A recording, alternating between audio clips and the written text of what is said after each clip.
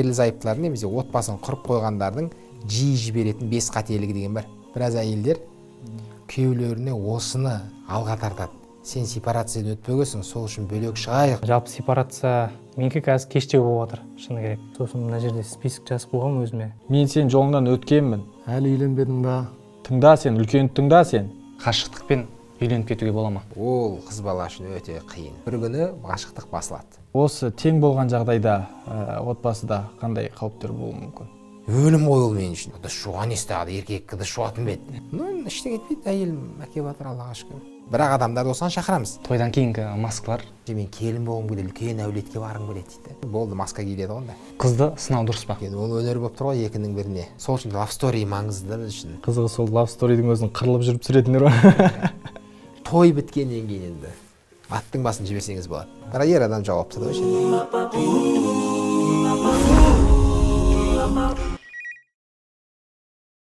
Ассалаумағалейкум, қымбатты YouTube арнамыздың көрермендері. Бүгін Кеңес шай подкасттың кезекті шығарылымы болмақ. Бүгінгі біздің тақырып бойдақтарға арналады. Яғни бойдақ кітапты оқыған, дайындықсыз үйленбе деген Ақан Мергенбай ағамыздың кітабын білесіздер. Осы кітапты оқыған, бірақ қызы жоқ. Бауырларымыз келіп отыр, иә? Мен есім Ерлан, осы Кеңес шай подкастының жүргізушісімін. Бүгін бізде қонақта Нұрислам мырза келіп отыр, Бекбол мырза және Ерсайын мырза. Қош келдіңіздер.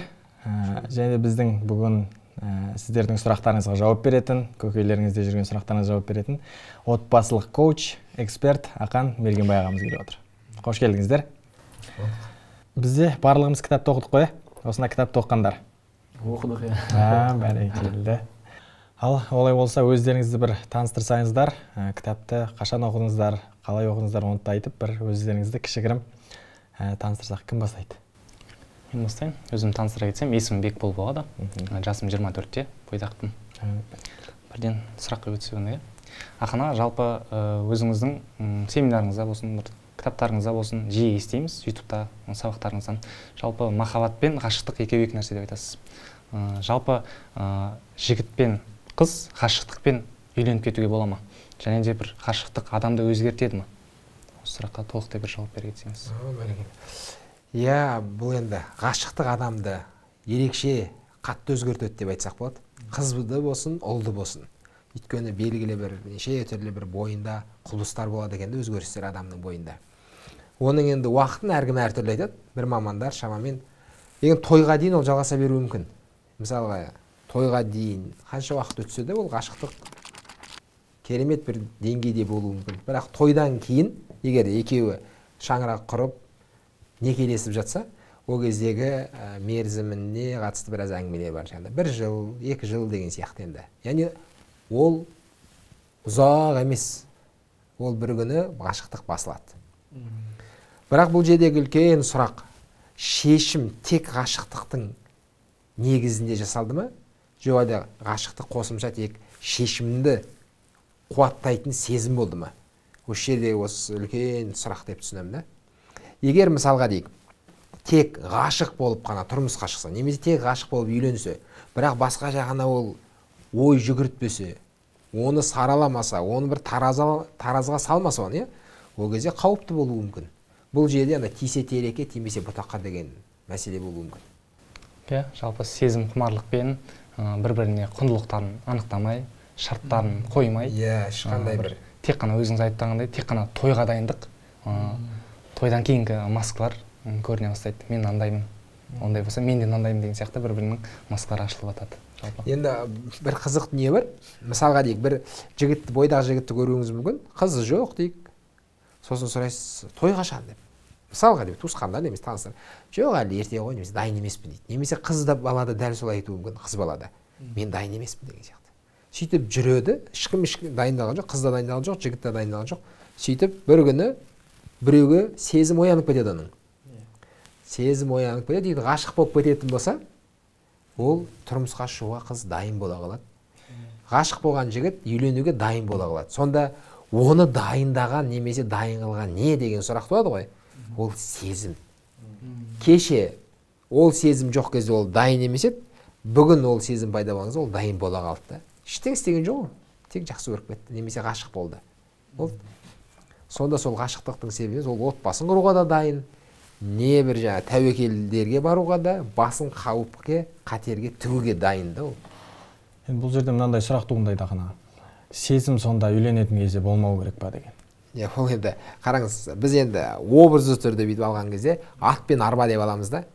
Мысалы, алдында ат келе жатыр, арба артында келе жатыр, иә? Ақыл деген ол ат, сезім деген ол арба. Ол күшті негізі сезімнің болғаны. Әсіресе мысалы енді қыз бала үшін де, жігіт үшін де жақсы көріп, үйленсе, ғашық болып мысалға деп, оның біз айыптап жатқан жоқпыз, бірақ алдына ақыл салды ма деген нәрсе ғой. Сосын енді біздің енді айтатынымыз шама келгенше анау тізгін дей аламыз ба, ауыздықтай аламыз ба ана сезімді тойға дейін. Енді максималды түрде. Той біткеннен кейін енді аттың басын жіберсеңіз болады. Жаңағыдай. Бізде енді сезімдерді айтады, сезімінде білдіреді, бүкіл барын, нарын шашып, төгіп енді алдына жайып саламыз да тойға дейін. Содан кейін тойдан кейін отырамыз ғой деген ғой енді. Түксіз отырған қанша отбасылар бар деген ғой енді. Не сезім жоқ, не романтика жоқ, не бір керемет жылулық жоқ, бәрі тойға дейін тек қана не бір естелік болып қалды ғой. Сол үшін love story маңызды да біз үшін. Неге? Өйткені love story'ді көріп ана гормондарды, ана сезімдерді бір сезініп алуға бір себеп болады да бізге. Ақша төлесек те оған. Қызығы сол love story'дің өзін қырылып жүріп түсіретіндер ба? Бұл жерде мынандай сұрақ туындап отыр да Ақан аға. Мысалға сіз жақсы мысалмен келтірдіңіз ғой, ақыл деген алдағы ат болу керек сүйрейтін, ал сезім ол арттағы арба. Енді арбасыз жүруге қалай бола ма отбасылық өмірде? Ақылды, тек ақылды ғана салып отбасын құруға. Енді қыз бала үшін үзілді кесілді ол қиын. Қыз бала үшін. Иә. Яғни қыз балада сезім болмаса, ол қыз бала үшін өте қиын. Өйткені қыздың генераторы жалпы ол сезім ғой. Қызды итермелейтінде, оған күш беретінде, оған энергия беретінде, оған мотивация беретінде, қызды шабыттандыратын ол сезім.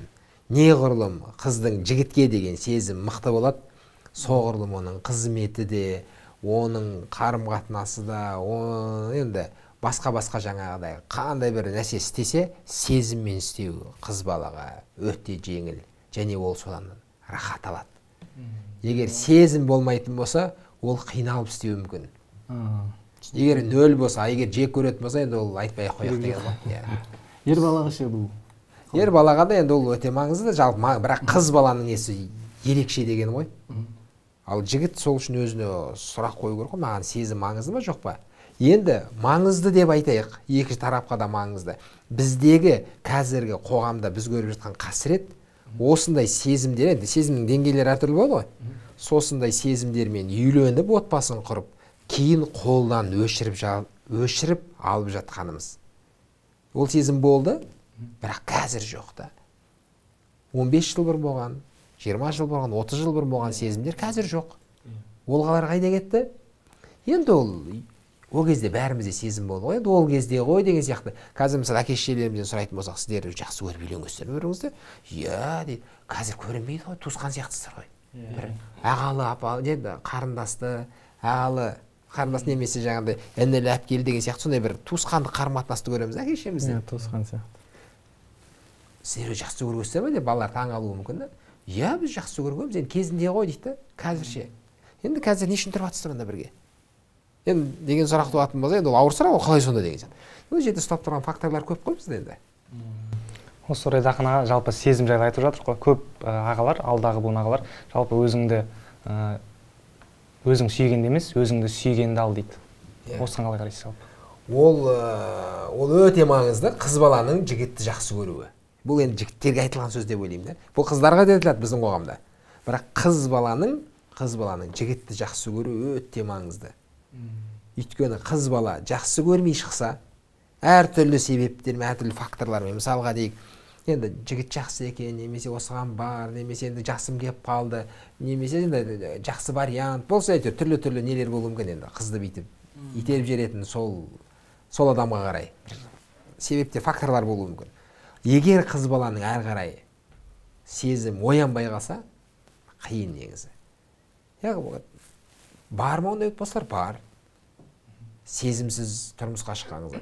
Ал жігіттің, мысалға, жігіттің сезімі кейін оянуы мүмкін, оянбай қалуы мүмкін. Ол да мәселе. Бірақ қыз баланың жақсы көруі, сезімі өте маңызды негізі.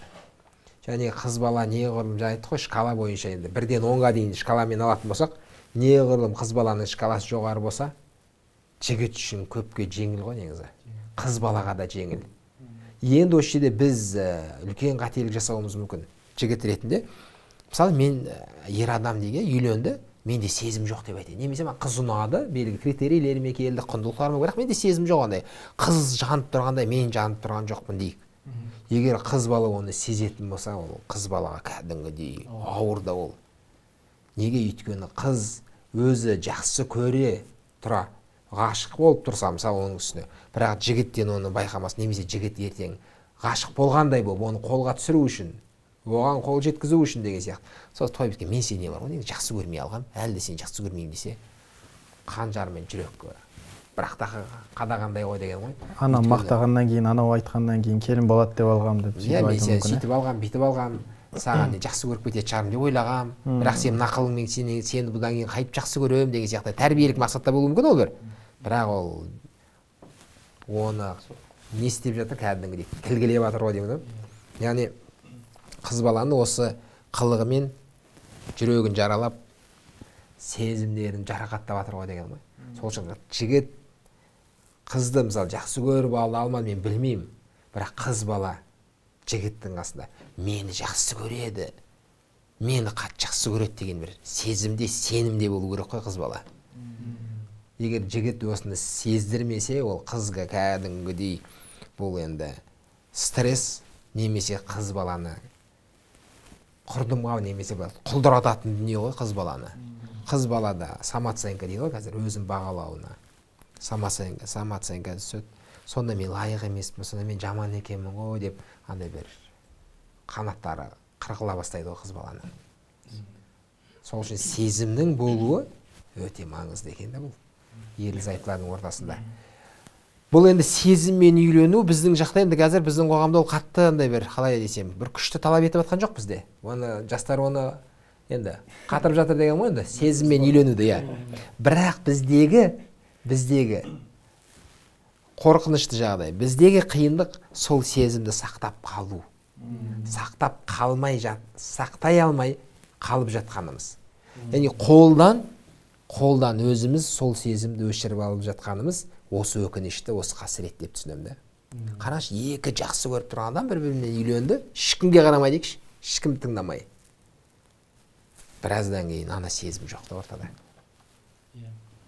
Я осы тұрғыда ғана көбісі енді үйленгендер де жаңада айтады да, ей, қазір ғой сенікі ол қазір деген секілді. Мысалы, енді үйленгендерге айтуы мүмкін, белгілі бір өздерінің арасындағы сыйластықты көрген жас жұбайлар, ей, қазір ғой сендер деп.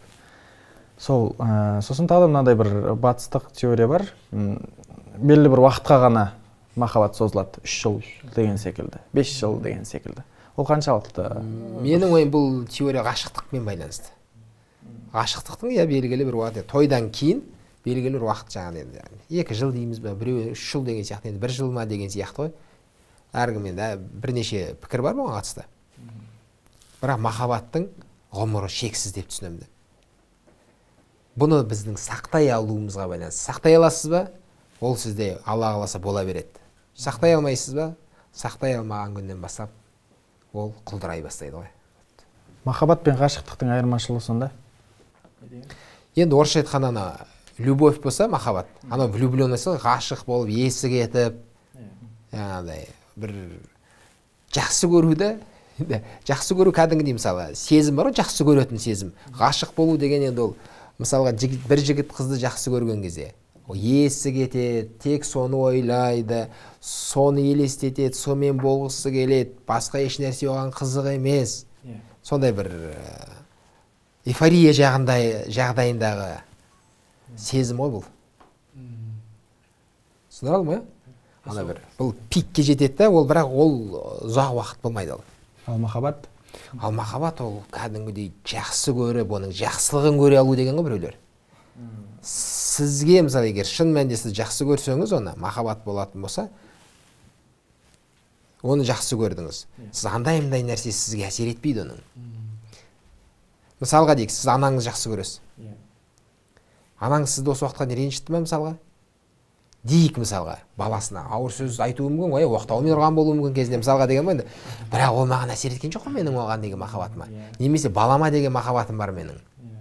Мысалға деймін да, балаға деген махаббат, бала тыңдамай қойды дейік, сізге қарсы келуі мүмкін, енді мысалға деген бірдеңе білдіруі мүмкін. Бірақ оған деген махаббатыңыз сіздің өшпейді. Ол бөлек әңгіме деген ғой. Ал енді сол кезде әйел мен ер адам бір-бірін жақсы көріп, бағанағы арадағы махаббатты орнату. Ол енді балаға деген махаббат анаға ол беріліп қойған, әкеге де бе. Анаға ол махаббат бала дүниеге келмей тұрғанда беріліп қойған, ойлаңызшы. Ол дүниеге келмеген баласын жақсы көріп жүр. Ішінде 9 ай бойы көтерген кезде, ойлаңыз, 9 айда көрмеген, білмеген баласын жақсы көріп жүр, ойлаңызшы. Анамен сөйлеседі, бөлек те оның тақырыбы, оны біз түсінамаймыз оны. Әкеде де баласына деген, қызына деген махаббат болады, дұрыс па? Ал мына махаббат ол жүре пайда болған сезім ғой. Сіз туғаннан бастап әйелін жақсы көрмейсіз, немесе әйел адам күйеуін туғаннан бастап жақсы көрмейді, мысалға деген ғой. Пайда болды, менің түсінігім ұшқын пайда болды. Одан кейін ол лаулады дейік, белгілі себептермен. Осы отты, осы жанып тұрған сезімді қалай сақтап қаламыз? Көбіміз осыны өшіріп алып жатырмыз ғой. Содан кейін барып, мен өзімді кінәламаймын оған менің әйелім кінәлі. Әйелімнің көзінде мен кінәлімін оған. Яғни ерлі-зайыптылар бір-бірін кінәлайды осы жолда. Сенсің осы, сені осыдан кейін қайтып жақсы көруге болады деген сияқты. Анау күйеуін кінәлайды, күйеу әйелін кінәлайды деген сияқты. Ал махаббаттың әсері, махаббаттың екеуіне беретін жылуы, мысалы арадағы қарым-қатынасқа бұл үлкен рөлі зор дегенім ғой. Және махаббатпен тұрып жатқан ерлі-зайыптылар қалай тұрады? Және сол сезімсіз, махаббатсыз тұратын ерлі-зайыптылар қалай тұрады? Екеуі екі түрлі дүние.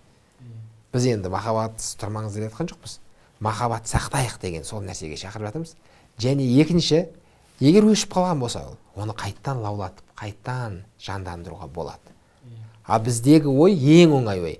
Ауыстыра салып, басқа адамды сомен ажырасып, басқасын алып, сол адамменен сол махаббатты сақтауым жеңілірек қой деген сияқты.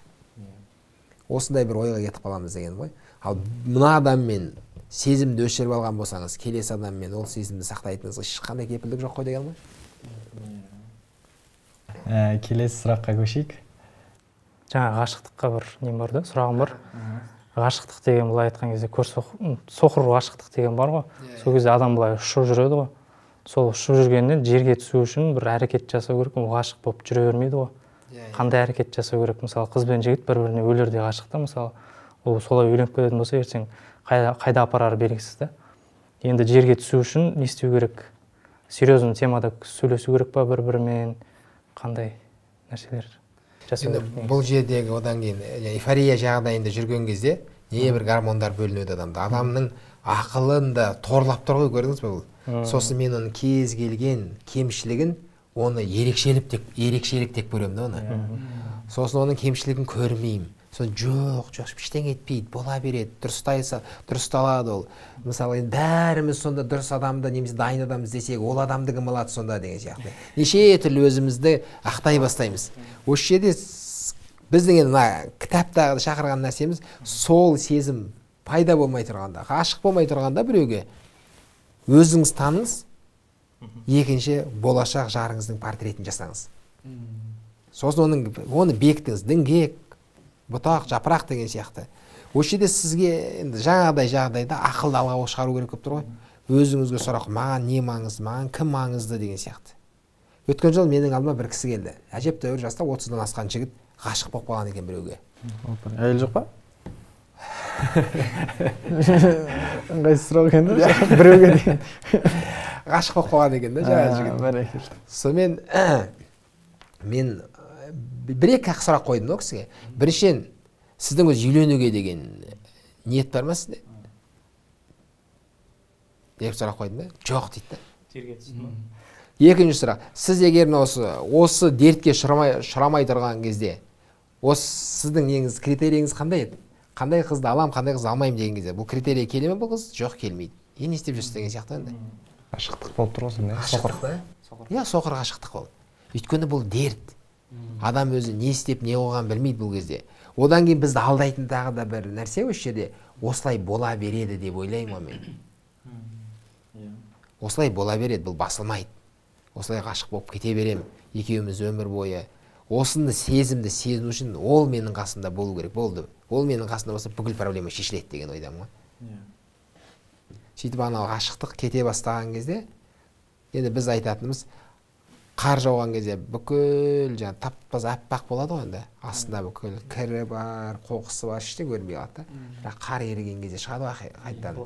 Былықтары, шылықтары бәрі шығады астынан, қардың астынан.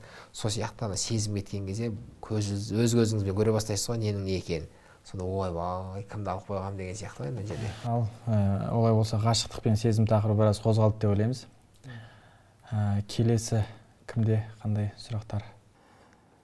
Мен сұрақ қойсам, өзімді таныстырып өтсем алдын ала. Есім Нұрислам, жасым 25-те, өзім оңтүстік өңірдемін. Бізде жаңағы оңтүстік өңірді білесіздер ғой жаңағы. Әлі үйленбедің ба? Жас 25-ке келсе уже кішкене уже асықтыру, уже сондай басталады. Сонда енді күйде жүрген жайым бар. Бірақ сонда да осы үйленуге енді өте маңызды шешім болғаннан кейін асықпай барынша дайындалып, барынша үйреніп, білсек сол қадамға дайын болып, толық дайын болмасақ да сондай бір жақсы дайындықпен кірсек деген ниетте жүрген жағдайымыз бар. Енді менде бір сұрақтардың несі болып тұр да, бір сұрақты қою үшін алдын ала тағы да бір сұрақтарды қою керек болып тұр да. Мысалға, енді осы Алматыда, мысалға, енді Алматыға келіп, жаңа жатақханада тұрғаннан кейін, мысалға, көп байқалады. Жаңа бізде айтып жатады ғой, бізде оңтүстіктің қызын ал, өзіміздің менталитетімізге сай деп айтып жатады. Бірақ бізде жаңағыдай жатақханада, сондай бір жерлерде тұрған кезде, енді араласқан кезде қатты байқалмайды да, мысалға, батыстан болсын, мысалға, ұл болсын, қыз болсын, мысалға, ол немесе шығыстан болсын, мысалға, қатты не байқалмайды. Осы орайда сіз қалай ойлайсыз, мысалға, жаңағыдай, біз жақтан қызы болсын, менталитетіміз бір деген ойға сіз қалай қарайсыз? Оның да енді бір салмағы бар ол сөздің де. Бірақ бір ауылдан болып, екеуінің түсінігі екі түрлі болуы мүмкін дегенім ғой. Сол үшін бұл жердегі индивидуальный қарау керек пе деп түсінемін. Жеке адамға, жеке. Әр қыз, мысалы ойлаңыз, бір үйдің 3 қызы, бір үйдің 4 қызы бір-біріне ұқсамайды. Мінездерін айтпаған кезде түсініктерінің өзі әртүрлі болуы мүмкін. Мысалға, біреу келін, мысалға келін деген нәрсеге, біздің бір жанды жеріміз ғой қазақтың қазіргі. Келін деген нәрсеге, келіндік нормамен қарайды, жақсы, жал енді болам десе. Біреу түбегейлі қарсы оған. Біреу керісінше мен келін болғым келеді, үлкен әулетке барғым келеді дейді. Сондай үлкен ортада өмір сүргім келеді. Бір қыз айтады да, жақсы ғой мен сөйтіп шай құйып отырсам дейді. Мен айтамын енді әдейі айтып жатырмын ғой, бәлен адам отырып шай құйып отырған кезде бәлен адам өзіңіз шай іше алмайсыз ғой деймін ертең. Маған сол ұнайды дейді, сондай нәрсе. Пиаласын ауыстырамай ма бәрінің? Деген сияқты ғой. Сондықтан да бұл жерде егерде Шымкенттің жігіті Шымкенттік қыз алса, бәрі күшті идеалды болып кетеді деп айта алмаймыз. Немесе басқа облыстан, басқа өңірден алса, екеуі түсінісе алмайды, екеуі быт-шыт болады деп тағы айта алмаймыз деген ғой. Бұл бәрі адамына байланысты деп түсінемін да. Бұл енді сұрақта жаңағы қоюдағы негізі бір мақсат жаңағыдай. Үйленгеннен кейін әке шешенің де мысалға құдалар болып араласқаны мысалға сондай да бір қалау бар да. Ол әкенің шешенің ниеті, талабы ғой, негізі тілегі деген. Әке шеше айтады да, өзіміздің оңтүстіктен болса, құда жекжат болып аралассақ кейін деген сияқты ойлары бар да. Алыста болса араласамай қаламыз ғой деген сияқты. Сондай. Енді Атырау, Ақтау, Қостанай болса бара алмай қаламыз ғой деп бар ғой. Енді бұған байланысты кішкене мен енді бір скептический басқаша қараймын да. Мүмкін сол құдалардың алыс болған шығар. Өйткені жақын жерде тұрып, құдалардың басы бір қазанға сыймай жатқан қанша оқиғалар, жағдайлар бар. Қырылып, бір-бірімен енді ұрысып, керісіп жүргендер бар дегенім ғой енді. Өйткені құда болудың өзі өнер. Енді құда бізде 1000 жылдық деп жатамыз ғой қазақта. Ол бұрынғыларға тән. бірақ біз қазір құда болуды үйренбедік қой деген ғой. Құда болуды үйрену ол да үлкен мәселе. Құдамыз бір жақын жерден болса, мен ойлағандай болса ол құда. Қаншама жігіт пен қыз әке-шешелерінің басы бір жерге сыймай айтқан үшін мазасы келіп жатыр деймін да қазір. Содан жастар қиналып жүр қазір. Ондай жағдайда бар ғой, бәрі ондай деп айта алмаймын. Бірақ айтайын деген жақын болса бәрі күшті болып кетеді деп айта алмаймыз деген ғой. Әрдам қаралай ғой бұл. Мен мысалға бір енді сол Шымкент жақтан бір отбасымен жұмыс істедім да, бір ауылдан быт-шыт болып қырылып, төбелескен жағдайлар да бар ғой деген ғой енді. Ол тек ол Шымкентке қатысты емес, кез келген облыстан алсақ болады. Бір ауылдың адамдары бір-бірін таниды дейікші бұрыннан бері. Бірақ келісе алмай ан жақтан бір-бірін жаға жыртысып, келісе алмай жүргендер де бар. Тату-тәтті тұрып алғандар да керемет. Туыстан жақын болып кеткендер де қанша деген сияқты ғой енді. Бұл жерде айтпағым, мына жерден алсаңыз бәрі күшті болады, мына жерден алсаңыз құдалармен күшті болып араласасыздар, тіл табысасыздар деп айта алмайсыз деген, бұл адамына байланысты деп түсінемін. Бұл жерде установка деген нәрсе де бар ма негізі? Әкем айтты, шешем айтты, осы жақтан қарама деген сияқты. Бірақ негізгіндегі соңғы шешім сізде ғой. Не үшін екенін түсіну керексіз ғой. Не үшін деген. Соңында енді сұрайын деген осы шешім қабылдау өнер ғой жалпы. Соңында айналып әкелейін дегенім мысалға.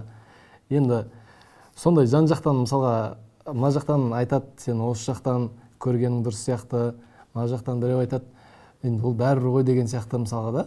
Енді адамына байланысты деп. Енді шешім қабылдауға келген кезде қиналып қалып жатамыз да, өз басыма келген кезде де мысалға. Соны шешім қабылдау өнерін, шешім қабылдаудың жаңа Руслан Қамбар ұстаз өткенде айтып жатыр да, шешім қабылдаудан сен жаңағыдай рахат алуың керексің, ләззат алуың керексің деп та.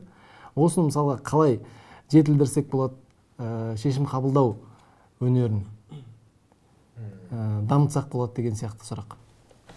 Енді бұл сенімділікпен байланысты ғой, бір жағынан. Оған кішкентай шешімдерді шығарып үйрену бір жолы. Сосын содан кейін керек болса белгілі бір рисктер дейміз ғой, бір қателерге бара алу деймін да, сол жолда. Одан кейін ол шешімнің артында жауапкершілік деген нәрсе болады. Сол жауапкершілікті көтере алу. Мысалы мен бір сөз айттым, сол сөзінің негізінде біреу шешім шығарды, мен айттым ойда. Сөйтіп ол күйді. Соны көтеріп төлеп беру деймін да, сол нәрсе шығынын. Ауыр ма маған? Ауыр. Қалтама салмақ па? Салмақ. Бірақ үйренем да. Ол өйткені шешімдер ақылы. Оған төлеу керек. Соны үйренуім керек та мен. Енді бұл болашақта өзіміздің ұлдарымыз болып жатса, әсіресе сол ұлдарға кішкентай кезінен ақырын шешімді үйрете беру керек қой негізі. Одан кейін қазір 20-да мысалға біреу қателесті, 25-те біреу банкрот болды. Біз енді кейде деп жаңағыда енді жер сипап отырамыз ғой кейде. Бітті деп түңіліп. 20-да 25-те банкрот болған жақсы ғой, 45-ке банкрот болып отқан шығар деген сияқты ғой. Қазір қателессек, ол сабақтардың бәрі біз үшін бір ғибрат, әрқайсысы біз үшін бір тәжірибе болады. Одан кейін бұның барлығының құны төлемі бар деген ғой енді. Сондықтан бағана шешім шығарып үйренсек, бірінші өзіме қатысты, одан кейін қасымдағы адамға қатысты деген сияқты. Сосын бізде қазір андай бір түсініктер бар. Ей, жоламаш, пәлесін ала, қайтесің оны. Жақындамай қойшы соған. Не істейсің оны басыңа әуре қылып, артық проблеманы не деп жүрсің сен? Алатын досының проблемасын шешіп жүр, бір танысының проблемасын шешіп жүр да ол. Оны бізде алдырмайды ғой. Только ол өзінің қазір жігіттердің өзінің проблемасын өздері шеше алмайтын. Жаңағыдай біреудің проблемасында сіз жүрсеңіз жүгіріп, сенікі тыныштық па, саған бірдеңе төлейме дейді ол үшін. Жоқ, мен төлеп жүрмін кеше өзім, сен басын істемейтін ақымақ екенсің деп айтуы мүмкін деген ғой. Негізі бұл жігіттің бар ғой, бағана аясы, қамқорлығының аясы неғұрлым кеңейген сайын ол жауапкершілікті көбірек алады. Ол өседі. Негізі жігітті өсіретін жауапкершілік қой. Жігітті өсіретін жауапкершілік. Ол үшін бірінші жауапкершілік өзіме ала алуым керек қой мен. Қай мағынада? Менің кез келген әрекетім ол маған байланысты. Яғни кез келген әрекеттің нәтижесіне мен жауап беремін. Кез келген адаммен қарым-қатынасым маған байланысты бұл. Мен мысалы кіммен қарым-қатынас жасаймын, ол маған байланысты. Ауылдағы бәріміз ұнатпайтын бір апа бар ғой. Бәрі ана бір ұнатпайтын бір апа бар, өсекші бір апа бар, әр ауылда бір болуы мүмкін сондай апалар. Соның да тілін тауып отқан подружкасы бар ғой деймін да. Дұрыс па? Ол жалғыз емес қой, ол да ішін біреуге босатады ғой. Ол да біреумен араласады ғой деген ғой. Сол сияқты ең осы қоғамдағы нашар адам дегеннің өзінің бір құрбысы бар, өзінің досы бар да оның да. Қалауын тапсаң қары бар. Дегендей осы нәрсеге жауапкершілік ала аламын мен қарым-қатынасқа. Одан кейін тағы кімге мен жауапкершілік ала аламын? Сіз неғұрлым жауапкершілік көбірек ала бастайсыз, соғұрлым сіз өсесіз. Сенімділік арта түседі. Иә. Айда бізде біраз жігіттер бар, біраз адамдар үшін жауапкершілік алған, бір әйел үшін алмағанды.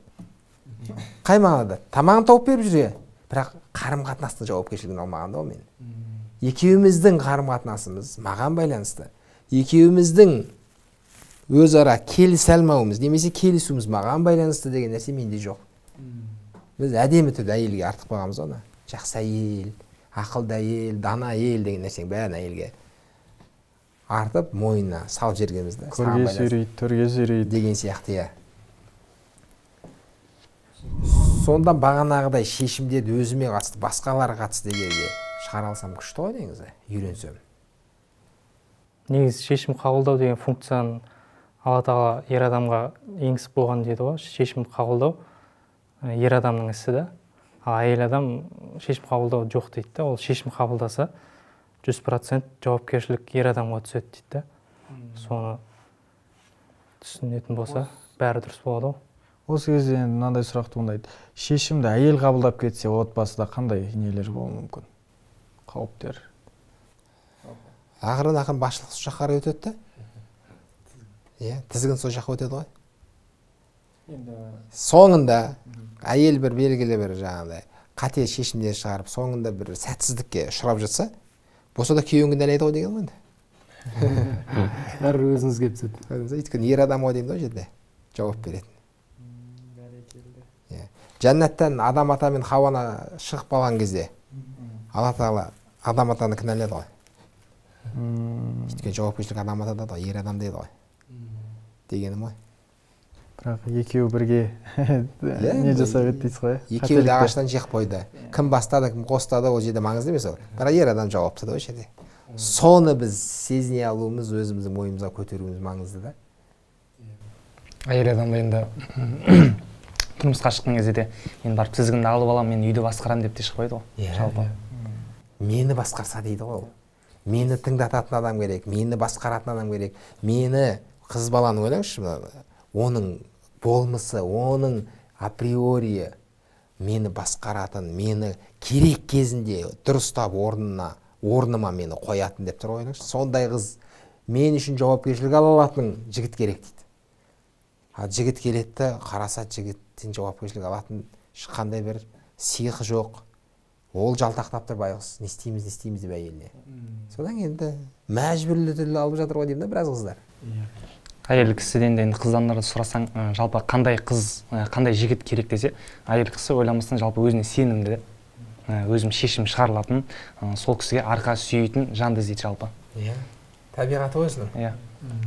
Ал қазіргі батыстағы гендерлік теңдік туралы ше. Енді біраз әйелдерде жаңағыдай ерім шешеді, үйтеді, бүйтеді дегендер баршылық. Белгілі өзінің құндылық деп көрген мүмкін, ол өзінің ата-анасынан көрген болуы мүмкін.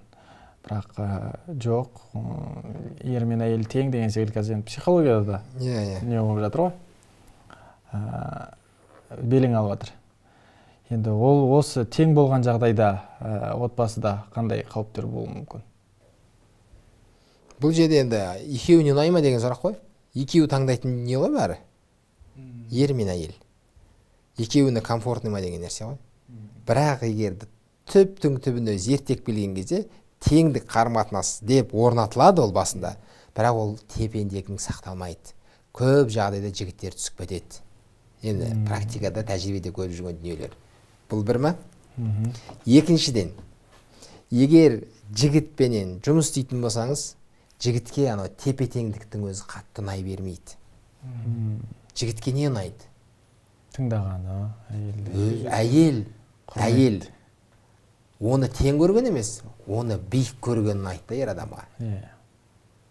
Ол қарапайым, мысалы мен анықтауға болады. Әйел сізді жұмсайды ғой жалпы күйеуін. Өтініш етеді ғой күйеуіне. Кешіріңіз, ананы алып бере аласыз ба? Деген. Ол жоғары көруі да. Алып берші ананы. Ананы жабасашы. Деп айтса, теңдік қабыл. Жапшы ана есікті десе, онда ол өзінен төмен көрген деген сияқты ғой. Қарапайым дүниелер ғой. Тест қой мен үшін. Менің әйелім мені қалай жұмсайды. Маған тең қарым-қатынастың өзі негізі ұнап тұрған жоқ. Енді қазақи менталитетке деп салатын болсақ жаңағыдай. Мен соңында риза емеспін негізі, қатты. Ана жағдайға. Енді әйел адамға қарайық. Әйел адамға қайсысы ұнайды? Егер әйел адамға тест жүргізіп көретін болсақ, әйел адамға мынадай сұрақ қойсақ болады. Сіздің алдыңызда 3 түрлі вариант бар. Күйеуіңізді биік көру, тең көру, төмен көру. Қайсысын таңдайтын едіңіз? Өзді биік көргенді дейді ғой. Бірақ биік тұрған адам жоқ қой көзінде оның. Мәселе менде болып тұр ғой. Мен жоқпындан жерде, босып тұрдан жер. Мен түсіп кеткен ана орыннан. Тойға дейін сол жерде болғанның өзінде. Енді кімге ұнамай тұр да ол нәтижесінде. Біз қанша жаңағыдай теңдікті насихаттап дәріптесек те. Түсінікті. Енді қалай сол биіктікті сақтау керек деген сұрақ туындайды ғой енді осыдан. Ол үлкен. Ол өнер болып тұр ғой екінің біріне. Екінің бірі меңгермеген өнер болып тұр ғой. Осыған жұмыс істеу керек болып тұр ғой жігіттер. Әр жігіт өзінің отбасында әйелімен қарым-қатынаста әйелінің көзіне биік болып қалуға жұмыс істеу керек, осы биіктікті сақтауға дегенім ғой. Ал қоғамда биік болу ол жеңіл ғой негізі. Сол бедел дейді ғой бұны. Беделді болу қоғамда ол жеңіл, көпке жеңіл. Олай болса, Ерсайын мырза, сізден өзіңіздің сұрағыңызды.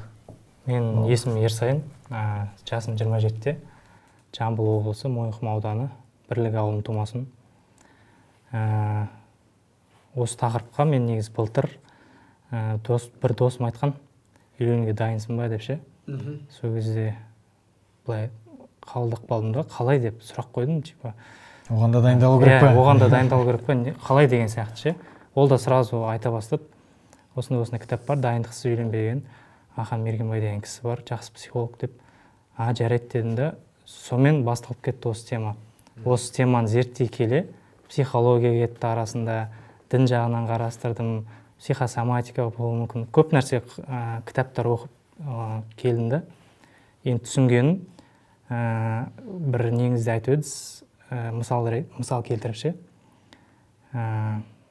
Осы теманы ашқан кезде жігіт ар жағына қарайды ғой өзінің өткеніне ше. Сөйтсе ар жақ бұғып жатыр екен де, бұл айтқан кезде былықтар болып жатыр екен де.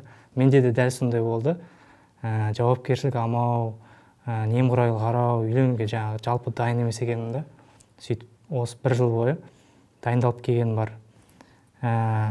Енді сұрақ сепарацияда өзіме қарай өңіле бастайсың ғой. Басқа біреуді зерттегенше бірінші өзіңді танисың, кейін басқа біреуді өзіңе байланысты басқа біреуді іздей бастайсың да. Соған байланысты өзімде сепарация жағын қызық болды да. Жалпы сепарация қай кезде болған дұрыс? Ата-анамен айтып атқаным, ата-анамен сепарация қай кезде дұрыс болған? Менікі қазір кештеу болып отыр, шыны керек. Негізі мен түсінгенім бойынша оқушы мектепті бітіріп университетке кетеді ғой. Мысалы, ауылдың баласы қалаға кеткен кезде сол кезде бір сепарацияның бір көрінісі алады да. Менде сондай болды басында. Сосын мамам қайттан көшіп келді, біз Таразда тұрдық. Астанаға оқуға түскен кезде, бір жылдан кейін мамам қасыма келді, былай айтқан кезде ше, сен қасына болайын, поддержка болайын деген сияқты. Білмеймін, қандай ниеттен келді, енді барынша жақсы ниет қой. Сол сепарация жағы сәл қиындау болып қалды менде. И оның да үлкен кері әсерлері бар екен. Соны сепарация қай кезде жасаған дұрыс, қандай әсер береді, сондай бір сұрақ сізге. Өзімді танудан басталып жатыр да, менде басқа біреуге талап қоярдың алдында өзімді реттеп алайын деген. Сол. Енді бұл сепарация тақырыбына келетін болсақ, жалпы Физикалық сепарация. Физикалық, географиялық жаңағыдай бір сепарация. Сіз айтып жатқаныңыз, ата-анаңыздан кетіп қалдыңыз Астанаға, анаңыз артынан қайтып келді. Бұл негізі сепарацияға ешқандай кедергі, бөгеті жоқ негізі бұның. Ал адам бір сепарация өту үшін анасынан мысалға, онымен алыста, қашықтықта тұру шарт емес. Негізі сол жерде тұрып сепарацияда өткен керемет деп түсінемін де өзім. Бұл жерде тағы бір мәселе бар, гиперопека деген нәрсе де бар. Сол нәрседе әсер еткен сияқты, жаңа сепарацияның болмауына, ерте болмауына. Гиперопека деген тым көп внимание алып айтқан кезде жауапкершілікті өзіне ала беруді анасы. Қой, мен өзім істей салам, сен істеме, өзім істей салам деген сияқты. Сол гиперопекантта кері нелерін айтсаңыз. Қалай шешу керек, соны ше, қалай білу керек гиперопека екенін ше, жаңағы жас жігіт гиперопекада жүргенін қалай сезу керек, сосын қалай онан шығу керек. Енді бұл сепарацияға келетін болсақ, менің түсінігімде бұл мектеп кезінен табиғи басталу керек болған. Мектептегі проблемасын жігіттің, енді баланың дейік, оқушының анасы, ата-анасы шешпеу керек еді, проблемасын. Өз проблемасын өзі шешу керек еді ол. Дегенім ғой. Сөйтіп жаңағы мысалға сіздің жағдайыңызға келген кезде бізде мысалға енді кейбір психологтарды тыңдайтын болсаңыз, мен сепарациядан өткім келеді, не істеймін деген кезде көшіп кет, ата-анаңнан алыстап кет, бірге тұрма деген сөз еді. Менің ойымша ол қашу ол. Бөлек тұрып, мен мысалы ойлаңыз, шетелде бәлен жыл тұрып, оқып, қайтып келген кезде әлі сепарация өтпеген азаматтарды көрдім. Яғни оған шетелде бәлен жыл жүруі де пайда бермеді. Сондықтан да ата-анадан, яғни анадан нақтырақ сепарациядан өту үшін одан алыс кету керек, бөлек кету керек деген ол мәселені шешпейді ол.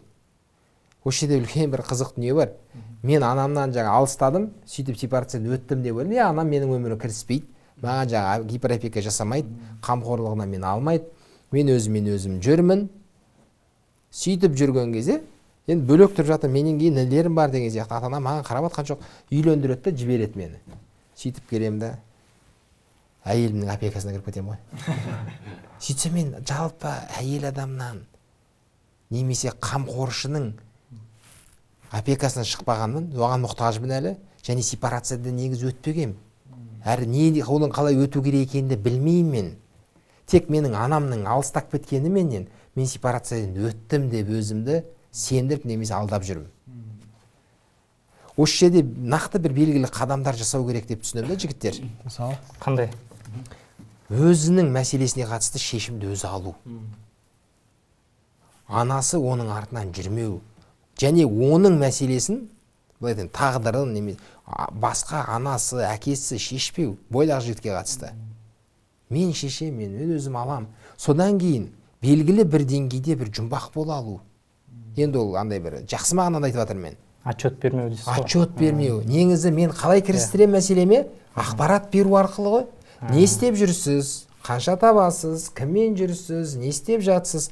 Біздің жобаларыңыз, сіздің мысалға білеймін айналысып жатқан бір қарыздар, мәселелер көп қой негізі. Соларға одан кейін шама келгенше өз жағдайыңызды өзіңіз жасай алсаңыз. Енді жігіттерге бұл вызов деп түсінемін да. Мәйка көлік пе, көлігіңізді өзіңіз алыңыз. Жұмысқа тұрғызбасын ата-анаңыз, сіз өзіңіз тауып алыңыз ол жұмысты.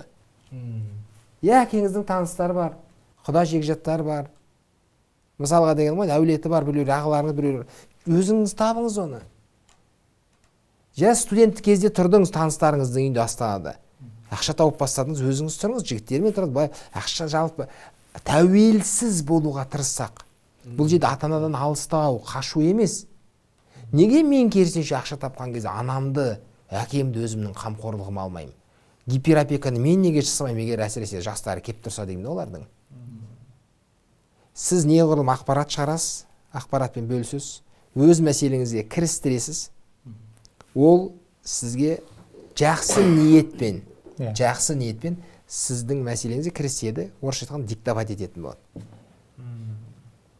Өз-өзіңе ор қазып жатқан сияқтысың былай айтқанда. Енді бәрі жақсы мысал ойлаңызшы, кеше ғана ма, бір-екі күн бұрын ғана бір жігіт айтады ғой маған. Үйленген баласы бар жігіттер бар, жігіт қой, үлкен жігіт.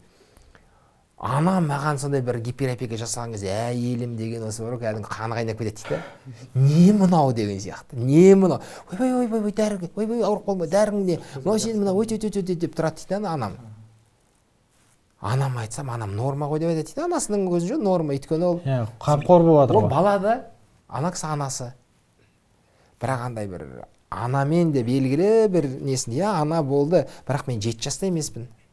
Мен 5 жаста емеспін, мен 25-темін, мен 30-дамын деген сияқты. Сізге деген анаңыздың қарым-қатынасы басқа болу керек па деген. Сіз ел басқаратын, ел ағасы болып жатқан кезде анаңыз әлі сізді бүйтіп жаңағыдай кішкентай бір қошақан балапан қылып жүр деймін сізді. Менің ойымша бұл гиперопека деген қоғамда біраз таралып жатыр. Біраз жігіттердің отбасында осындай мәселе бар. Енді ата-анадан жаңағыдай бөлек тәуелсіз болу қалай, соның дұрыс жолы қандай деген сұрақ туындайды.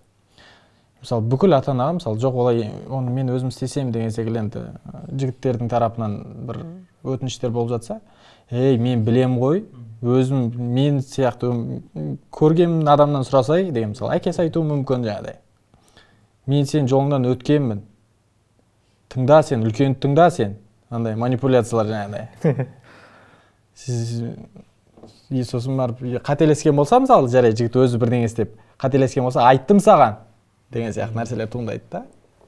Осы жерде енді даналықпен шығып кетті, рахмет, деген сияқты. Енді үйреніп жатырмын, қателестім, үлкен сабақ алдым деген сияқты мысалға. Одан кейін бағанағыдай бір қандай бір шығындар бар, өзі төлеп үйренсе.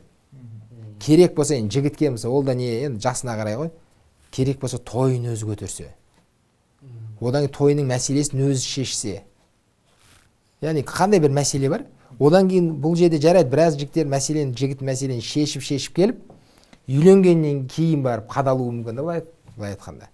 Мысалы, әйелмен қарым-қатынасқа ата-анасын араластырады. Өзі шешпейді оны. Әйелін бүйтіп додаға тастап жібереді. Келетті туысқандар ортасына салып жібереді, жан-жақтан талап жейді әйелі. Ол өзі жүр мына жақта. Білмеймін, көрсейші бірдеңе қап деген сияқты. Тілін тапсайшы ана кісілерге. Сонда дайындап қою керек па, алдын ала туысқандарға да әке-шешеге де айтып, егер мен ертең үйленетін болсам, өтініш араласпаңыздар деген сияқты көркем түрде. Олар араласпаймыз, не шаруамыз бар сізде дейді ғой.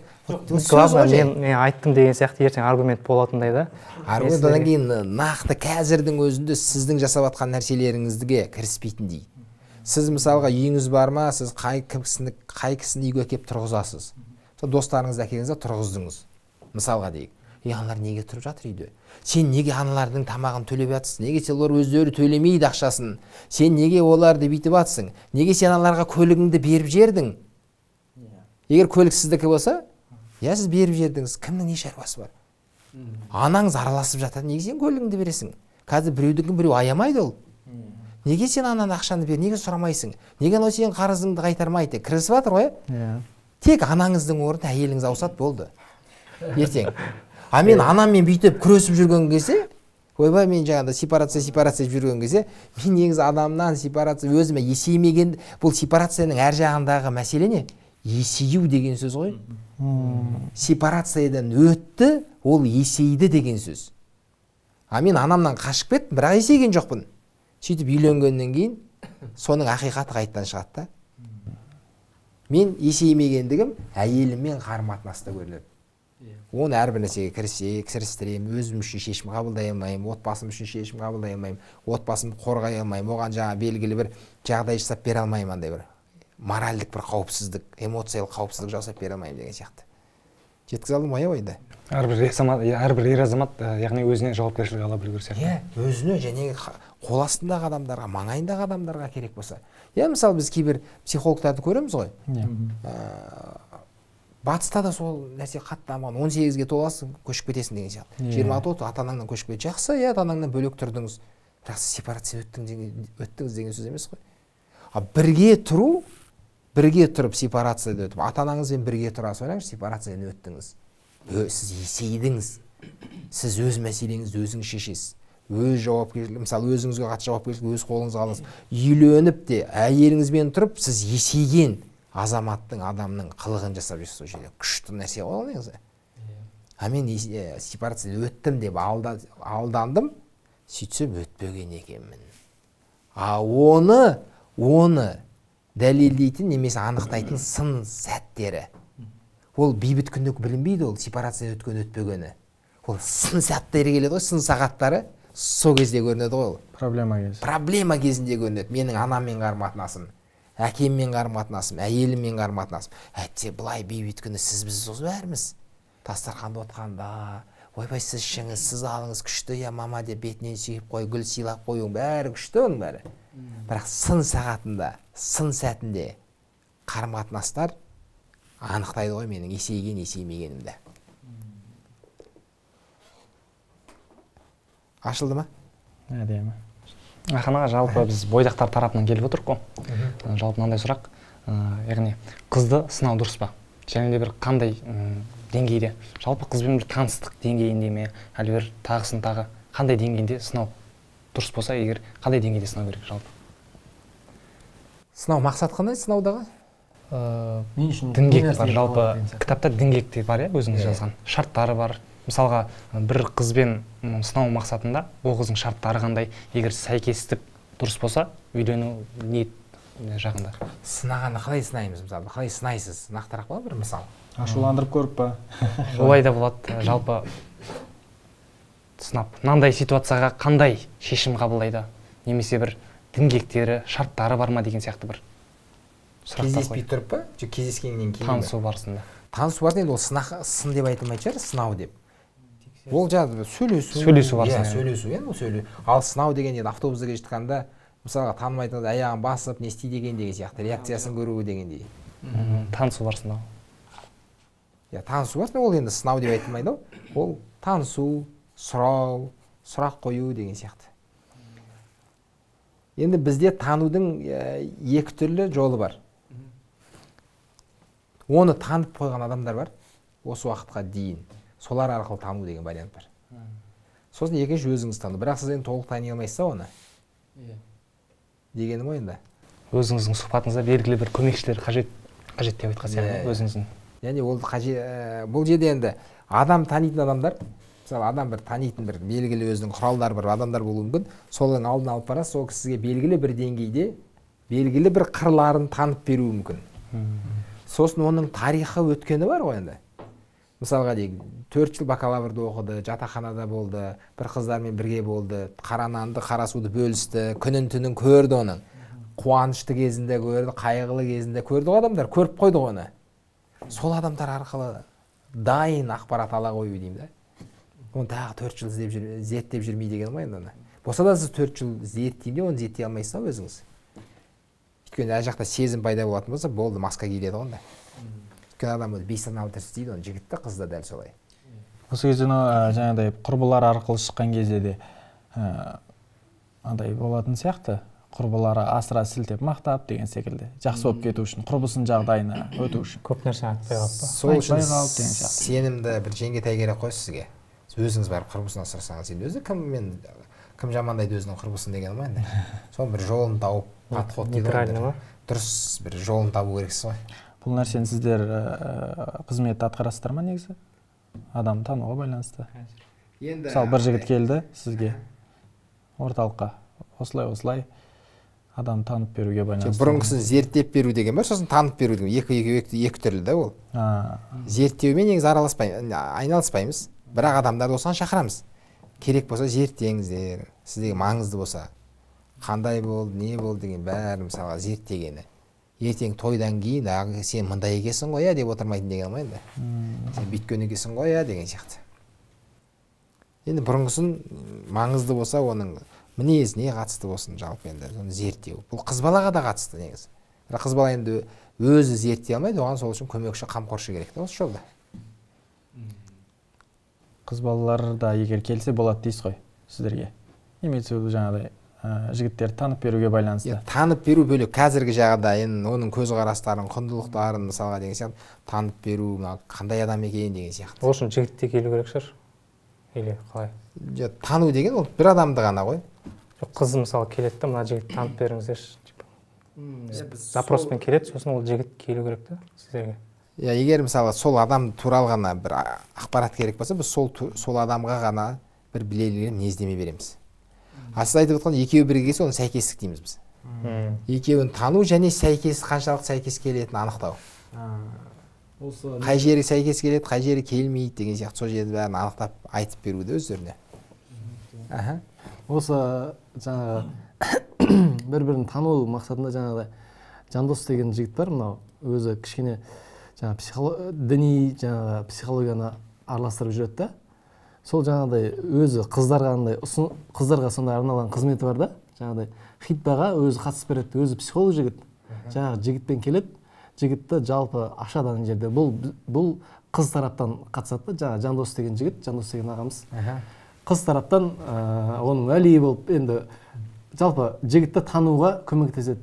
Қамқоршысы болады да, жігіттің жалпы өзі психолог болған екен, оған жаңағы жігітті тану оңай деп ойлаймын да. Енді білмеймін, қыздарға сондай бір сол жағынан бір көмек болған тек Жандос, мен енді Жандосты ғана біледі екенмін. Тағы да басқа сондай да адамдар болса, енді жақсы болар еді деп ойлаймын да өзім.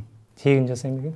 Тегін емес, бірақ сол үшін әрбір қыздың өзінің енді ағалары, әкесі бар ғой, негізі солар жасау керек еді ғой деген идеалды вариантта. Мен өзімнің де қарындасым бар, мысалға мен оған алдыңғы жылы айтқам, сен жақсы сөйлесіп жүрген жаңағы жиенім ғой енді, жақсы сөйлесіп жүрген болғанда таныс балалар болса, айт, осындай жаңағыдай өз ниетін білдіріп жатқан балалар болса, айт, мен сөйлесіп көрейін, енді мен қатты адам танитын қасиетім болмаса да, жаңағы ер адамның тілін ер адам түсінеді ғой. Бірақ сонда да қыздар ұялатын сияқты да, енді оны әлі де айтпаған, әлі де осындай айтып маған не қылмағаннан білемін да, қыздардың тарапынан ұялатын сияқты ол. Енді бұл андай қарым-қатынасқа да байланысты деп ойлаймын. Егер жақын қарым-қатынас болмаса, қыз бала қиын болуы мүмкін. Яғни андай бір қыз баламен эмоциялық жақындық болу керек та. Ағасы, қарындас, екеуі бір сырласатын, қыз бала емін-еркін өзінің сырын айта алатын болса деймін да, деген сияқты. Осы кезде Ақын аға айтпақшы, менде бір сұрақ туындайды. Көп жігіттер, мысалы мына кітапта да жазылды ғой, діңгек, бұтақ, жапырақ деген секілді. Осы кезде діңгек болып тұрған нәрсені де, мысалы, ер жігіт үшін көз жұмып, ертең тәрбиелеп алам ғой деген бір ой бар да. Мысалы, қандай болуы мүмкін? Келіндік қасиеті жоқ мысалы оның. Оған келін болатын адам керек та оған. Ата-анасымен бірге тұрады мысалы. Ол ертең тәрбиелеп үйретіп алам ғой дейді. Қаншалықты дұрыс бұл ой? Осы сұраққа тағы да қосымша айтып өтсем, жаңа діңгек болмаса да, мысалға бұтақтың орны мысалға жапырақпен ауысуы мүмкін ба деген сияқты. Нақтырақ? Бұтақ мысалы біз үшін бұтақ болған енді қасиеті жапыраққа ауысуы мүмкін ба? Жапырақтың этабына ауысуы мүмкін ба? Мүмкін, сізге. Или діңгек болған нәрсе бұтаққа ауысуы мүмкін ба деген сияқты. Ол ауысуы мүмкін ол. Сіздің мынау былай екен ғой деген сияқты. Маңызды болған нәрсе сізге маңызсыз болмай қалуы мүмкін, маңызсыз болып қалуы мүмкін деген сияқты. Бірақ бұның бәрі именно қыз кездестіргенге дейін ауысуы керек шығар. Негізі енді ол қыз кездескеннен кейін ауысып жатады ғой, өйткені белгілі бір сезімдер. Әртүрлі бір себептер болуы мүмкін оған, кешіріңіз. Одан кейін бағана біз енді айтқанымыз кітапта да бар ғой. Ерлі зайыптылардың немесе отбасын құрып қойғандардың жиі жіберетін 5 қателігі деген бар. Соның бірінші қателігі өзім түзетіп алам, өзім тәрбиелеп алам деген. Сол біздің айтатынымыз шама келгенше дайын алыңыз. Ал енді келіндікке қатысты келген кезде ол жерде де себеп адамдар бөлінеді деп түсінемін.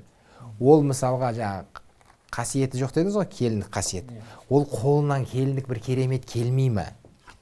Жоқ әлде ода келін болуға мүлдем ниет жоқ па? Бұл жерде де айырмашылық бар. Мысалы бір қызда келін болуға мүлдем ниет жоқ, ода аллергия келіндік туралы айтылған кезде.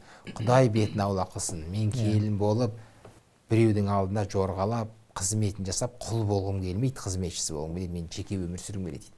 Ал енді біреу айтады, мен келін болғым келеді, бірақ қолымнан келмейді, не істесем болады, қалай үйренсем болады, маған үйретіңіздерші дұрыстап десе, ол бөлек әңгіме ол. Дегенім ғой жалпы, бұл жерде де андай бір мәселелер өзім, бірақ ол келін болғысы келмей тұрған адамды келін болуға деген ниетін оятам, қалауын тудырам деген нәрсе ол өмір бойы оянбай кетуі мүмкін ол қалауы деген ғой. Түсінікті. Өйткені бізде біраз адамдар тәрбиелеп өзгертіп аламыз деп алды ғой деген ғой енді.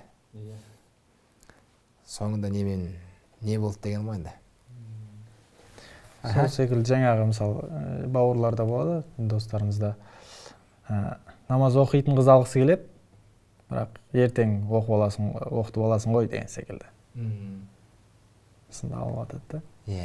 Ол да сондай ғой. Ешқандай кепілдік жоқ қой деген ғой. Сосын қызығы ол қызды алды, сөйтіп одан кейін қыздың мазасын алады. Қашан бастайсың, бастасайш, оқысайш. Сосын қыз айтады, айта берме, сен өзім келем бұған дейді. Сен үшін оқымаймын ғой дейді мен. Сосын сен уәде бердің ғой, мен уәде бердім, бірақ уақытын айтпадым ғой дейді. Деген сияқты содан кейін әрі неше түрлі реніштер кетеді тағы да. Түсінікті. Не ана кісінің мазасын алып жатыр, өзінің мазасы кетіп жатыр деймін да. Қымбатты көрермендер, егерде подкаст ұнап жатқан болса, комментарий жазып, өз ойларыңызбен бөлісіп кетіңіздер. Сіздердің жазған оқиғаларыңыз осы подкастта талқылануы мүмкін. Сұрақтарыңызға жауап тауып қалуларыңыз да мүмкін. Олай болса, кезекті ақына менде мынандай бір сұрақ болып тұр. Кітапта жаздыңыз ғой сіз отбасылық модельдерді қаржыға байланысты. Үйленген, ержігіт үйленген, екеуі де үйленген, сосын қыз үйленген, жігіт тұрмысқа шыққан деген секілді. Осы кезде мысалы ержігіттер жалпы біздің көп қоғамда көріп жүрген модельдердің бірі ол екінші модель, яғни екеуі де үйленген деп жазасыз кітапта. Яғни екеуі де қаражат табады, екеуі де үйленген деген. Енді бұл қаншалықты бұл нәрсе қауіпті негізі? Көбісінің ойында біз енді мысалы мен өзім 300 мың тапқан болсам айына, әйелім 150 мың табады. Енді ар жағында 150 мың үйде бос жатқан әйелге ода проблема жоқ қой, үйде жатыр ғой жайдан жай деген секілді ойлар туындайды. Бір жағынан әйелдер жаңағыдай іші пысып кетпесін деп айтады, ішім пысып жатыр деп жұмысқа шыққысы келеді. Енді бұл екінші модельдің жалпы қауіптері қандай? Немесе ол дұрыс модель ма? Бізге қайсысы дұрыс өзі қазақи қоғамға? Ертең мысалы біз бойдақпыз ғой. Енді бұл модельге қатысты мысалы кітапты оқыған адам болса өзі таңдап алу керек деп түсінемін. Біз екінші модель таңдаймыз, бірінші модель таңдаймыз деген сияқты. Бірақ одан кейін оның әрқайсының өзінің қиыншылығы менен ерекшеліктерін түсіну керек те, яғни плюстар мен минустарын білу керек деген бар әркім. Қайда кетіп бара жатқан және алдында не күтіп тұрған. Осыған саналы түрде баратын болса әркімнің өзінің таңдауы. Сол үшін біздің жерде бергеніміз сіз қай модель таңдайсыз? Қыз бала да, ұл бала да. Және отбасын құрардан бұрын егер бойдақ немесе бойжеткен қыз болатын болса, оны талқылай алуда біз қарым-қатынасқа қатысты қандай модель ұстанамыз, қаржыға қатысты қандай модель ұстанамыз деген сияқты модельді анықтап алу керек өзіне. Енді осы кезде мысалы екінші модель таңдаған жігіттер болса, мысалы таңдадық делік, иә, келісті мысалы әйелім жұмыс істеуіне. Ол жігіттің өзіне қандай қауіптері болуы мүмкін? Жігіттер тақырыбында болып отыр ғой, әйелдеріміз. Жігіттерге қандай? Енді ол үлкен тақырыпта мысалға ол әйел адам ақшаны табады, ол ақшаны не істейді, қайда жұмсайды, екеуі оған қалай келісті, ол айлық па, ол жоқ сауда ма, ол кәсіп па деген сияқты бұл жерде бөлінеді ғой тақырыптар әрі қарай. Ол өзіне ғана жұмсай ма, өзіне жұмсаған несіне жұмсайды? Қажеттіліктер жұмсай ма әйел өзінің қажеттіліктеріне, жоқ әлде қосымшаларына жұмсай ма өзінің? Жоқ әлде бала шағасына жұмсай ма? Жоқ үйіне әкеле ме? Сол мәселенің бәрі детальдар ғой, нюанстар талқылану керек деп түсінемін да. Маңызды мәселелер бар. Өйткені осы нәрселерден ертең кикілжің туындауы мүмкін, түсініспеушіліктер орын алуы мүмкін деген секілді. Көп жағдайда енді ол ортақ қазанға салынады ғой, енді ондай нәрселер. Сол ортақ қазан, ортақ қазанға салынған кездегі қауіптер қандай болуы мүмкін? Енді бір ғана қауіпін айтайын. Біздегі ортақ қазанға салынған кезде, мысалы екеуі де жаңағыдай қанша тапқан көлемі қатты маңызды емес, екеуі де таңертең кешке дейін жұмыс істеп келді. Екеуі де келіп ортақ қазанға салып жатыр. Екеуінің де енді ниеті сол бала шағаны қамтамасыз ету, үйді жаңағыдай үй алсақ немесе сол үйлі жайлы болсақ деген сияқты. Бұл енді бізге батыстан келген ұсынылған орыс мәдениетінен ұсынылған модельдер ғой.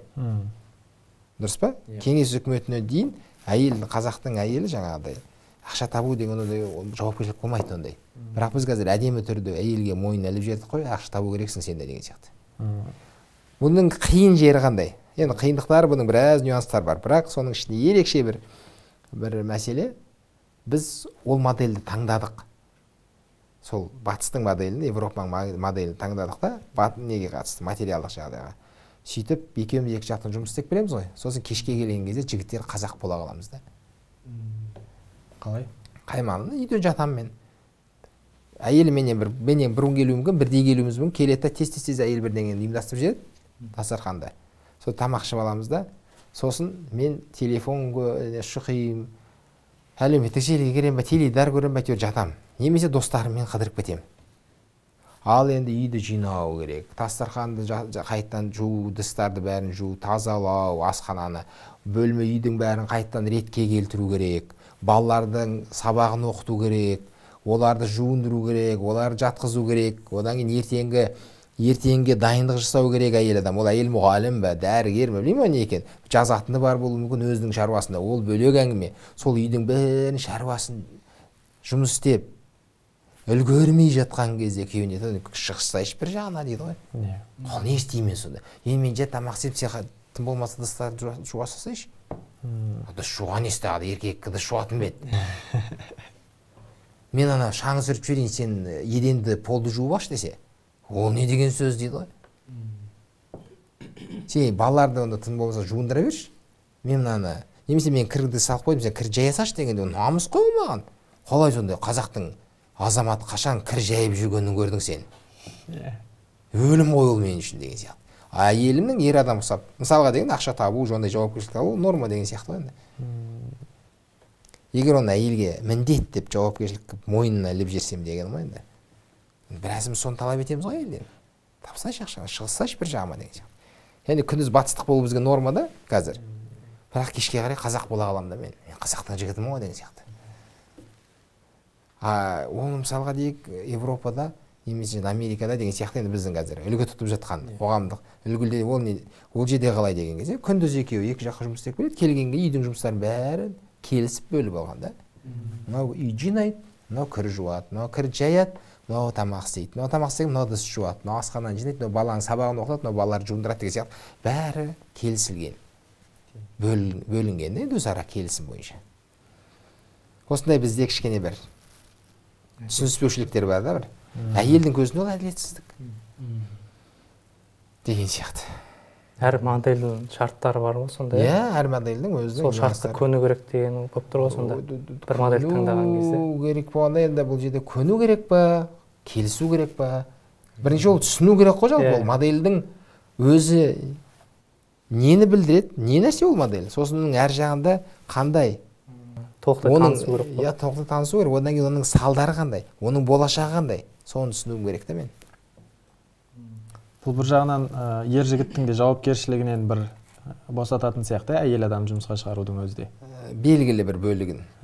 Яғни мен әйелім бір жағынан шығысқаннан кейін, мен де мысалы бір қатып қалған бір айлық болуы мүмкін, сол айлықпен жүре беремін деген сияқты ғой енді. Немесе жаңағы жұмыс болмағасы қатты қинамаймын, әйелім тауып жатыр ғой деген сияқты енді. Жұмыстан шығып қалдым, қазір жұмыс жоқ деп, ер адам үйде жата беруі мүмкін айлап. Объем жоқ, клиент жоқ, жұмыс жоқ деп жата беремін. Іштен кетпейді, әйелім әкеп жатыр, Аллаға шүкір. Ризығым сол жақтан келіп жатыр, не істемеймін. Бала шағам тоқ деген сияқты енді. Барына шүкір деп отыра беремін. Ал басқа жігіттер өздеріңізде қандай сұрақтар? Сұрақ бар. Кітапта жазылған құндылықтар бар ғой. Негізі басында оқыған кезде мен құндылықтар деп айтылған кезде мен көп нәрсені былай түсіне қойған жоқпын. Қалай деп ше, құндылық деген не, ол қалай деп ше. Сол ойлаған құндылықтар әр ситуацияға қарай бөліне ма? Отбасыдағы құндылық, мысалы жұмыс кезінде осындай нәрсе болуы мүмкін, мен бұл нәрсеге қалай қараймын деген сияқты ше. Ол достармен құндылық болуы мүмкін, басқа құндылықтарды бөлек-бөлек сфераларға бөліп қарастыра аламыз ба? Иә, болады. Өйткені бір адамнан сұрасаңыз, сіздің құндылығыңыз қандай десең, ол бірталай нәрсені айтуы мүмкін, или ештеңе айтпай қалуы мүмкін да. Сол үшін нақтылап сұрау керек па? Отбасыдағы қандай құндылықтарың бар? достармен ара қатынас, жұмыстағы деген сияқты бөліп сұрау керек па? Бұл жерде менің ойымша құндылықтарды сұрасаңыз, олар мысалы мындай құндылықтарым бар деп айтып беру тізімін ол жеңіл. Салыстырмалы түрде. Одан басты бір-ақ қана құндылығыңыз айт десек, осы жерде біраз адамдар қиналып қалады. Өйткені біраз адамдар жөтеліп қалады деп түсінемін да. Мысалы сіздің жұмыстағы басты құндылығыңыз қандай? Деген кезде адам енді құндылық туралы ойланып жүрген болса, оны енді онымен жұмыс істеген болса, ол жеңіл. Ол бүйтіп айтады, мен жұмыстағы басты құндылығым мынау. Отбасындағы басты құндылық қандай? Енді отбасында құндылық көп, ол тазалық, мейірімділік, татулық, түсіністік, сыйластық деп кете беремін мен. Жақсы, оның бәрі күшті. Бірақ бірінші кезекте ол не сіз үшін? Біреуін ғана айтыңызшы маған. Нөмір 1 мен үшін. Деген кезде деп тыпырлап қалуы мүмкін да біраз адамдар. Бұл жерде де бөлініп тұр ғой, жаңағы отбасы, жұмыс деген сияқты. Бизнесте, кәсіпте, достардың арасында, мысалға деген ғой енді. Сол сияқты ғой. Бұл жердегі біздің қозғап жатқанымыз бұл жерде кітапта ол отбасындағы құндылық. Отбасы. Немесе сіздің жеке өміріңіздегі құндылықтар болуы мүмкін. Жеке өзіңіздің басыңыздағы менің негізі өмірімдегі ұстаным бөлек. Ұстаным сол құндылықтан туындауы мүмкін. Яғни менің басты құндылығым өмірде ол мынау деген сияқты ғой. Немесе бірнешеу болса, онда оны ретімен приоритетке қарай қоя алу. Нөмір 1, нөмір 2 деген сияқты ғой. Осы жерде адамдар қиналады. Өйткені бұны жұмыс істемегеннен кейін деген ғой бұрын. Бәрекелді. Басқа? Ешқандай сұрақтарыңыз жоқ па? Кітаптар жайлы бір ауыз сөз қозғап кетейік па? Бисмилла. Қандай дайындық кезінде не істедік деген сияқты бір сұрақ туындайды да. Мен жеке өзімді айтатын болсам, осы дайындықсыз үйленбе кітабынан бастадым. Сосын мына жерде список жазып қойғам өзіме. Мужчины с Марса, женщины с Венеры деген кітапты оқыдым да. Ол жерде енді ескі версиясын ба, жаңа версиясын ба? Ескі версиясын, жаңа версиясын оқыдым, бірақ ол жерде кішкене қиындау ма, в общем, қиын болып келді маған. Ескі версиясы более жеңіл болып келді, сол үшін. Сол жердің өзінде де көп нәрсе қозғалды. Ер мен әйелдің психологиясын ерекшелігін көрсетеді ғой. Тамаша. Сол хотя бы бір фундамент ретінде базовый білім болса, әр адамда кішкене жеңілдеу болатын сияқты деп ойлаймын. Сосын 5 языков любви деген Гэри Чепмендікі. Сосын үйленбей тұрып үйрен деген кітапты оқыдым. Жан ұясы Қалыбек ұстаздың. Сосын енді дамыту жолында эмоциональный интеллект деген сияқты жан-жақты даму керек адам деген. Сосын жаңағы өзімнің жеке былай айтқан кезде мәселем бойынша материнская любовь деген бар да, Анатолий Некрасовтың. Соны бір оқып шықтым. Енді оқыған кезде де барлығын сіңіріп алмау керек қой. Өзіңіз айтқандай фильтрден өткізу керек та. Сол жерде де көп нәрсе қозғалды. Материнская любовь қаншалықты не болатыны ше, қауіпті болатын. Сол нәрсеге де біраз көзім ашылғаны бар. Енді жек көріп кету деген сияқты андай не болған жоқ. Сонда да көзі ашылу мақсатында. Сепарацияға бір әсері болды ма? Әсері белгілі бір мөлшерде болған шығар. Мен қазір өйткені физикалық сепарация барысындамын. Ата-анам ажырасқан, оны айтқан жоқпын бұған дейін. Сол үшін мен анаммен бірге тұрып келе жаттым да қазір. Енді туысқандар жаққа, әкем жаққа көшіп баратым. Бұл физикалық сепарация деп ойлаймын. Бұл енді жеке отырып сөйлесетін мәселе деп ойлаймын. Көп нәрсе жатыр өйткені ол жерде ше.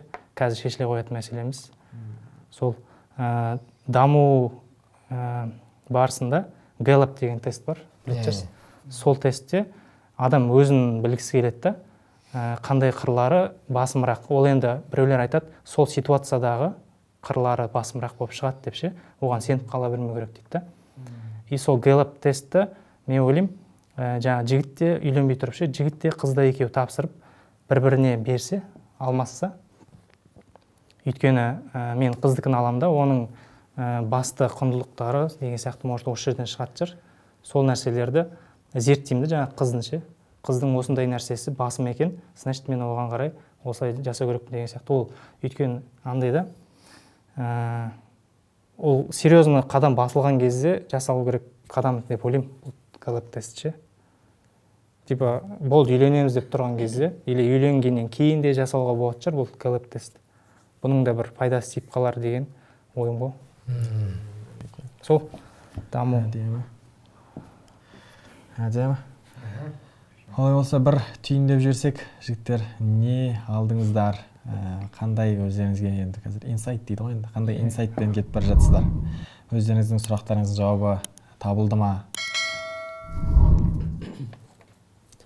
Жалпы енді мынау менде жаңағы алған дүнием мынау шешім қабылдау өнерінде кішкентай дүниелерден баста деп Ақын ағамыз жақсы айтты ғой. Енді осы бір түйінді енді ары қарап тағы да жалғастырып әрекетке көшу керек, Алла қаласа. Сол. Мен алған сұрақтарыма жауап алдым деп ойлаймын, бірақ көп нәрсені дайындап келгем былай айтқан кезде, бірақ осы сұхбат подкасттың барысында ол жеке мәселе екені түсіндім. Бірақ керек нәрселер алынды. Енді бір түйін ретінде айтқым келетін нәрсе, тән мен жанынан тұрады ғой адам. Тәннің азығы бар, жанның азығы бар. Тәннің азығы тамақ болатын болса, жанның азығы білім алу деген сияқты, рухани. Соны айтқым келген. Адам даму керек, кітап оқу керек, подкаст көру керек, пайдалы білім алсын деген ғой. Сериалдар көре бергенше деген сияқты. Депрессия, стресте жүрген сондай бір халде жүрсеңіздер, рухани жағын бір қарап көру керек. Сол жақ может ақсап атқан шығар. Сосын ол алған білімді жай ғана өзі де сақтамай, сөзі өтетін адамдар болады ғой, мысалы іні қарындастарыма болуы мүмкін, соларға насихат ретінде бір осындай нәрсе бар екен деп бөлісе отыру. Сол нәрсені түйін ретінде айта кетер едім. Өзіңізге не алдыңыз, соны айтсаңыз. Өзіме ма? Сепарация сұрақ қойдым ғой мен соны.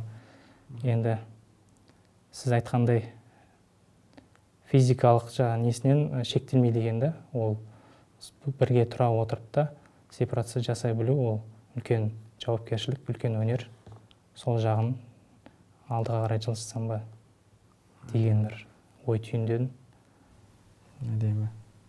Сол үшін біраз қазір жалпы бізде біраз әйелдер күйеулеріне осыны алға тартады. Сен сепарациядан өтпегесің, сол үшін бөлек шығайық, анаңнан бөлек тұрайық, соге сен сепарация өтесің, есейесің деп. Деп осыны алға тартады да, сөйтіп ақырын жігіт расында да сөйтеді екен ғой. Мен кішкентай бала болып жүрмін, мамин кейін сынушық. Мен жеке шығайық, жақсы сол жерде мен сепарация өтейін деп кетеді. Сөйтіп сепарацияда қалып қояды, өзі өтпей дегенім ғой, әлі есеймей. Физикалық сепарация может мынандай шығар, сол сепарацияның бірінші несі, сатысы дей ма? Толық сепарация шығудың. Ол мәңгілікке кетіп баратқан жоқ. Жақсы, ол бір қадамы дейді. Қадам. Бір құралы, бір жолы, бірақ ол жұмыс істейді деген кепілдік жоқ оған. Бірақ істеп көруге тұрарлық ба? Ол қараңыз, мына жерде былай ғой, мен анамнан сепарациядан өттім деп санаймын ғой, бірақ мен есейген жоқпын тұлға ретінде. Мен ертең тура сол қателікті басқа адамдармен қайталай беремін ғой. Ой, жеткізе алдым ғой, мысалы мен адам үйленді, анасынан ажырадым, есейдім деп ойлады, сөйтіп анасынан бөліндім, сепарациядан өттім деп санады, үйленгеннен кейін ақиқаты шықты оның. Өйткені бұл сепарациядан өткен, өтпеген, есейген, есеймегені сын сәттерінде білінеді дедік қой. Әйелімен бір сын сәттері туып қалғанда сөйтсе ол әлі бала екен да. Әлі есеймеген.